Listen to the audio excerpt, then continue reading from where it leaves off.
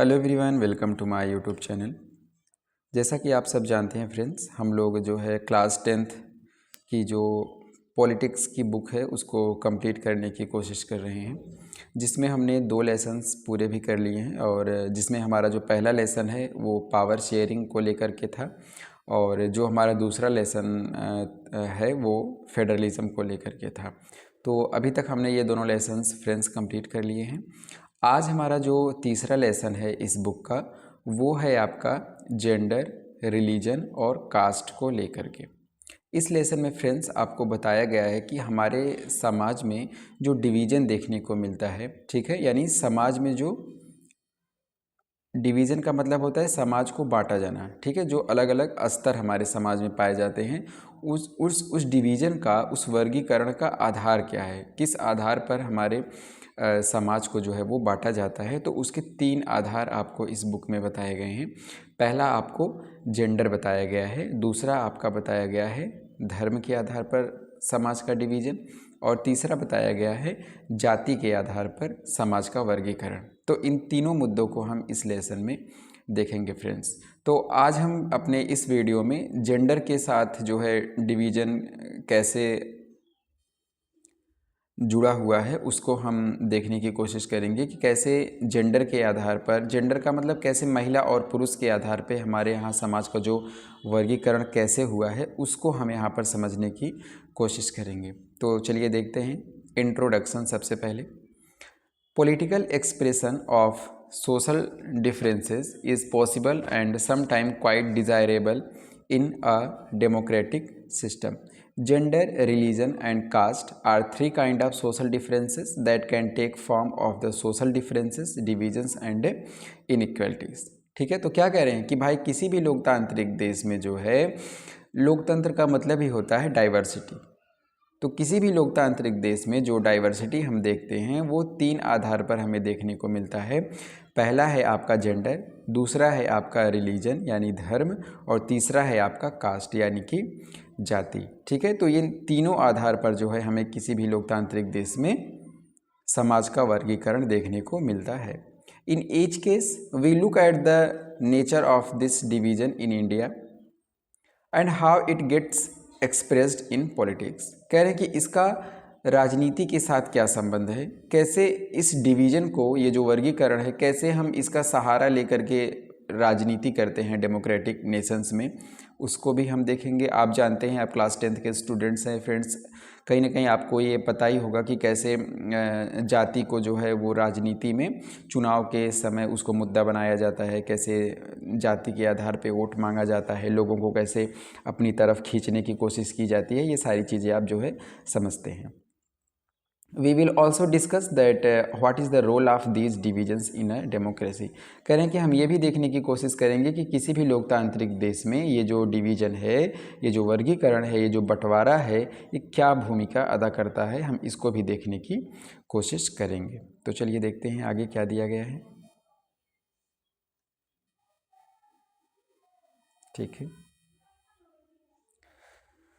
तो पहला जो हमारा फ्रेंड्स टॉपिक है वो है जेंडर एंड पॉलिटिक्स। सबसे पहले आपको यहाँ पर जेंडर के साथ जो राजनीति है वो कैसे जुड़ी हुई है, कैसे जेंडर को बेस बना करके राजनीति किया जाता है, वो यहाँ पर आपको समझाया गया है। Public and private division. Boys and girls are brought up to believe that the main responsibility of women is house work. कह रहे हैं कि भाई हमारे समाज का जो है नेचर ही ऐसा है कि जब एक बच्चा जब एक बच्ची, ये दोनों बड़े होते हैं तो हम कहीं ना कहीं हमारे समाज में जो है ऐसी मान्यता है, ऐसा विश्वास किया जाता है कि जो मेन रिस्पॉन्सिबिलिटी है महिलाओं की वो क्या है, हाउस वर्क, घरेलू कामकाज करना महिलाओं की मेन जिम्मेदारी है, एंड ब्रिंगिंग अप चिल्ड्रेन, और क्या उनका काम करना, क्या उनकी मेन जिम्मेदारी है कि भाई बच्चों का देखभाल करना। तो कहीं ना कहीं लोगों के अंदर ये मेंटलिटी है हमारे समाज में कि महिलाओं का भाई ये नेचुरल काम है कि वो क्या करेंगी, घरेलू काम करेंगी और बच्चों के पालन पोषण में वो जो है सहयोग करेंगी। This is reflected in sexual division of labour. कह रहे हैं कि भाई इससे क्या पता चलता है कि क्या हो रहा है, सेक्स के आधार पे लेबर का डिवीज़न हो रहा है। ठीक है, लिंग के आधार पे काम को बांटा जा रहा है कि भाई ये महिला है तो ये इनके द्वारा ये काम किया जाएगा, ये पुरुष है तो इनके द्वारा ये काम किया जाएगा। ठीक है, तो इसी को क्या कहते हैं, सेक्सुअल डिवीजन ऑफ लेबर। जब आप लिंग के आधार पे काम को बांट रहे होते हैं तो उसे क्या कहा जाता है, लिंग के आधार पर श्रम विभाजन। तो this is reflected in a sexual division of labour in most families. ठीक है, तो कह रहे हैं कि मोस्ट फैमिलीज में हमें ये देखने को मिलता है कि लिंग के आधार पर काम को जो है वो बांटा जाता है। Women do all work inside the home. कह रहे हैं महिलाएं जो हैं वो सभी काम करती हैं घर के अंदर की जो उनसे अपेक्षा की जाती है। ठीक है, इनसाइड द होम जैसे क्या, सच एज कुकिंग, खाना बनाना, क्लीनिंग, साफ सफाई का काम, वॉशिंग क्लोथ्स, कपड़ों की सफाई करना, टेलरिंग, कपड़े की सिलाई वगैरह करना, लुकिंग आफ्टर चिल्ड्रेन, बच्चों की देखभाल करना, एक्सेट्रा। ठीक है, and main do all the work outside the home. कह रहे हैं कि हमारे यहाँ समाज में ऐसा देखने को मिलता है कि महिलाओं के द्वारा जो है घर के अंदर ये सारे काम किए जाते हैं, खाना बनाने का, साफ़ सफाई का काम उनसे जो है अपेक्षा की जाती है। और क्या उनसे अपेक्षा की जाती है, यहाँ पर नहीं दिया गया है कि भाई घर के जो बड़े बुजुर्ग हैं उनका देखभाल करना भी क्या है, महिलाओं का काम है। ठीक है, ओल्ड एज केयर महिलाओं का काम है। और पुरुषों से ये उम्मीद किया जाता है कि घर के बाहर के जो काम है, पैसे कमाना, खेती बाड़ी का काम, प्रायः यह माना जाता है कि ये सारे जो काम है वो किसके हैं, पुरुषों के हैं। तो यहाँ पर आप क्या देख रहे हैं कि भाई सेक्स के आधार पर जो है लेबर का डिवीजन किया गया है, श्रम को बांटा गया है। तो यहाँ पर ये सारी चीज़ आपको बताई गई है, इसको आप याद रखेंगे। चलिए आगे चलते हैं।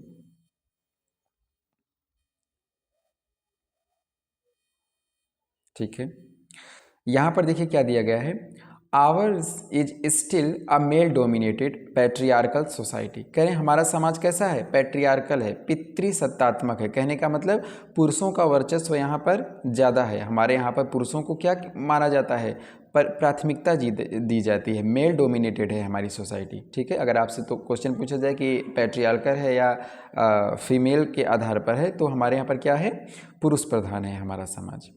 Women race disadvantage, discrimination and operation in various age. कह रहे हैं कि नीचे कुछ पॉइंट्स आपको दिए गए हैं जहां पर आपको बताए गए हैं कि भाई इन क्षेत्रों में जो है महिलाएं क्या है, डिसएडवांटेज की कंडीशन में है। उनके साथ क्या हो रहा है, कहीं ना कहीं भेदभाव हो रहा है, और वो क्या है, ऑपरेशन की शिकार हो रही हैं, ऑपरेशन की शिकार हो रही हैं। उनको जो है कम आंका जाता है ना, उनकी तुलना पुरुषों से की जाती है, और ऐसा माना जाता है कि महिलाएं जो है वो क्या हैं, उनकी जो कैपेबिलिटी है वो पुरुषों से कम है। तो पहला तो देखो क्या बताया जा रहा है कि भाई the literacy rate among women is only 54%। महिलाओं के, करें अगर हम साक्षरता दर देखें महिलाओं में, तो क्या है, सिर्फ 54% है। यानी 100 में सिर्फ और सिर्फ 54 महिलाएं ऐसी पाई जाती हैं जो कि क्या होती हैं, साक्षर होती हैं। ठीक है, और अगर पुरुषों की बात की जाए तो 76% अमंग मेन। कह रहे हैं कि भाई पुरुषों में जो साक्षरता दर है वो ज़्यादा है, 100 में 76 पुरुष हमको मिल जाते हैं जो पढ़े लिखे होते हैं।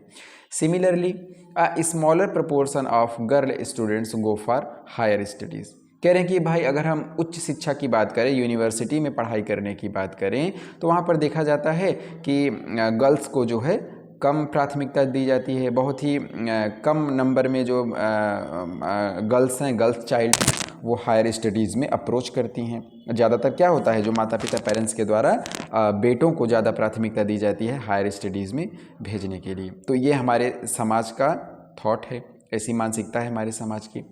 On an average, an Indian woman works 1 hour more than an average man every day। कह रहे हैं कि लेकिन अगर वास्तव में देखा जाए तो जो हमारे यहाँ पर महिलाएं हैं वो औसतन डेली जो है पुरुषों से 1 घंटे ज़्यादा ही काम करती हैं।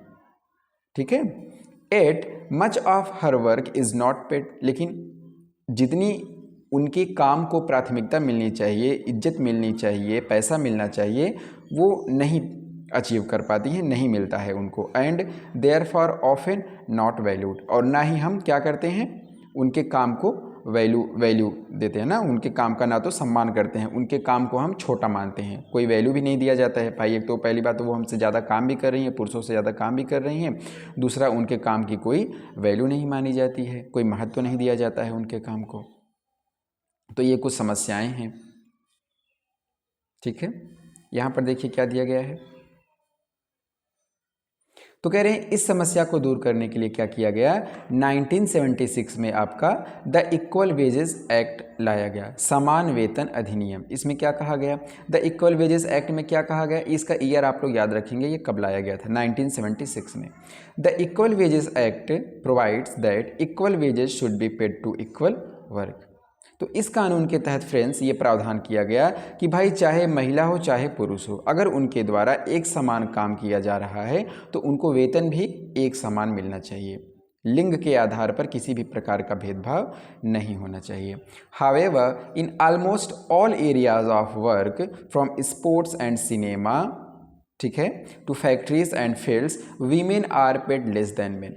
कह रहे हैं लेकिन क्या है, इस कानून के बावजूद भी हम देखते हैं, चाहे वो स्पोर्ट के फील्ड में हो, चाहे वो सिनेमा के फील्ड में हो, चाहे वो फैक्ट्रियों में हो, चाहे वो खेतों में काम करने को लेकर के बात हो, women are paid less than men. क्या होता है, महिलाओं को पुरुषों के मुकाबले कम वेतन दिया जाता है। जबकि हमारे यहाँ पर 1976 में ही इक्वल वेजेस एक्ट ला दिया गया, लेकिन उसके बावजूद भी क्या है कि हमारे यहाँ पर महिलाओं को पुरुषों के मुकाबले कम पैसा दिया जाता है। Even when both do exactly the same work. कह रहे हैं हालांकि दोनों के द्वारा इक्वल काम किया जाता है, सेम काम किया जाता है, लेकिन फिर भी क्या हो रहा है, हमारा समाज पैट्रियार्कल है, मेल डोमिनेटेड है, जिस वजह से महिलाओं के काम को ना तो वैल्यू दिया जाता है ना तो पैसा दिया जाता है।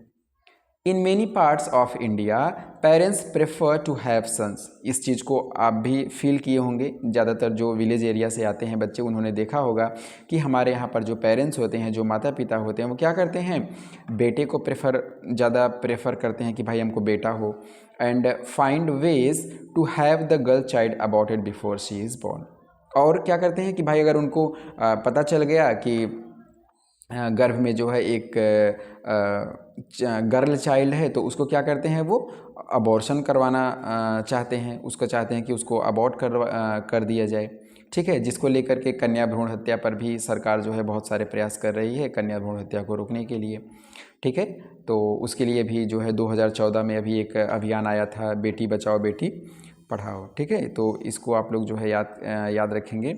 कब आया था ये आपका, 2014 में। 2014 में आपका आया था बेटी बचाओ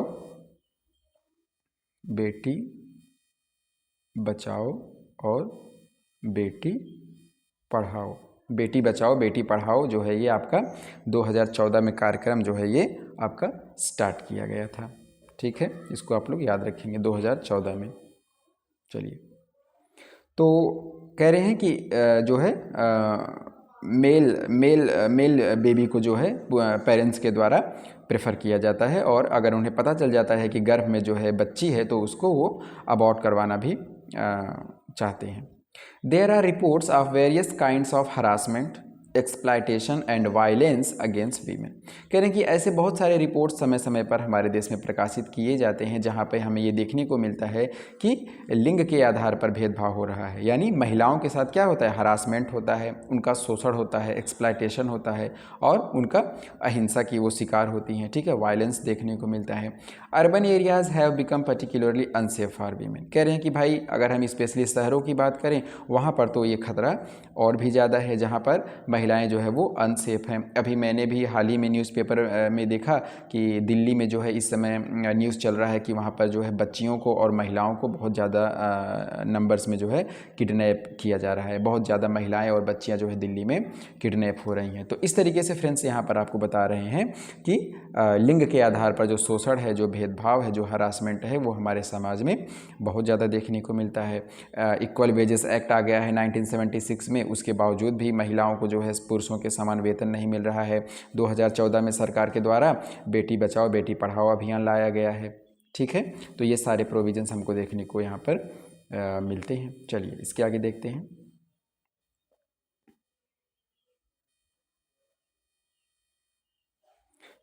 ठीक है, तो चलिए फ्रेंड्स देखिए यहाँ पर क्या दिया गया है, वीमेंस पॉलिटिकल रिप्रेजेंटेशन। अब कह रहे हैं कि अगर हम राजनीतिक क्षेत्र की बात करें तो वहाँ पर क्या है, वहाँ भी महिलाओं के लिए जो है बहुत ही कम स्थान है। महिलाएं, हालांकि महिलाओं को हमारी आबादी का आधा हिस्सा माना जाता है, लेकिन ज़्यादातर जो एमपीज़ और एमएलए सेलेक्ट होते हैं, क्या उनमें 50% महिलाएं होती हैं?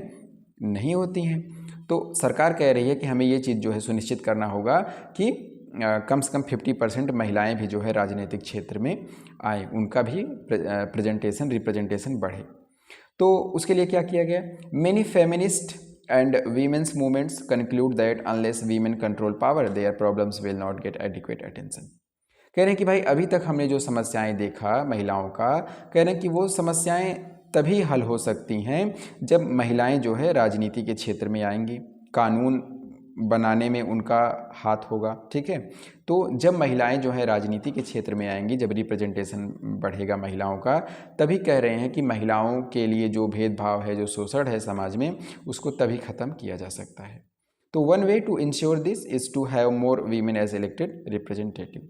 कह रहे हैं इसका एक बहुत अच्छा सॉल्यूशन क्या हो सकता है कि ज़्यादा से ज़्यादा नंबर्स में जो हमारी महिलाएं हैं वो एमपीज़ और एमएलए के तौर पे इलेक्ट होकर के सामने आए, ठीक है। चुनाव में जो है ज़्यादा से ज़्यादा महिलाओं को जिताया जाए। इसके लिए फ्रेंड्स आप जानते हैं कि लोकल लेवल पर जो है क्या किया गया है कि 1/3 जो सीटें हैं वो महिलाओं के लिए आरक्षित कर दी गई हैं, ठीक है। 1/3 जो सीटें हैं वो आपकी महिलाओं के लिए आरक्षित कर दी गई हैं, जहाँ पर अगर 100 लोग जो है इलेक्ट होते हैं तो उसमें कम से कम 33 जो है महिलाएं वो आपके लोकल लेवल पे इलेक्ट होंगी। अभी ऐसी सुविधा आपके सेंट्रल और स्टेट लेवल पर नहीं है, हालांकि उसके लिए नारी शक्ति वंदन अधिनियम लाया जा रहा है, ठीक है। तो अभी वो जो लोकल लेवल पे सिर्फ 1/3 सीटें जो है महिलाओं के लिए रिजर्व की गई हैं, अभी सेंटर और स्टेट लेवल पर ये नहीं हो पाया है, ठीक है फ्रेंड्स। तो यहाँ पर हमने देखा कि कैसे जो जेंडर है वो कैसे राजनीति के साथ जुड़ा हुआ है, उसकी क्या समस्याएं हैं और उसको कैसे दूर किया जा सकता है। तो ये सारी चीज़ें हमने आज देखा। तो फ्रेंड्स इस वीडियो में आज हम इतना ही रखते हैं। आगे के वीडियो में या तो हम धर्म और पॉलिटिक्स की व्याख्या करेंगे या तो जाति और पॉलिटिक्स की व्याख्या करेंगे। तो इस लेसन में आपको 3 टॉपिक पढ़ने हैं, जिसमें से पहला टॉपिक हमने जेंडर वाला कवर कर लिया है। अभी आपके रिलीजन और कास्ट ये 2 टॉपिक बच रहे हैं, उनको भी हम अलग अलग वीडियोज़ में कवर करेंगे, ठीक है फ्रेंड्स। तो चलिए पढ़ते रहिए और नोट्स बनाते रहिएगा, ठीक है। और वीडियो अगर आपको अच्छा लगा हो तो please like share and subscribe. Okay, thank you so much.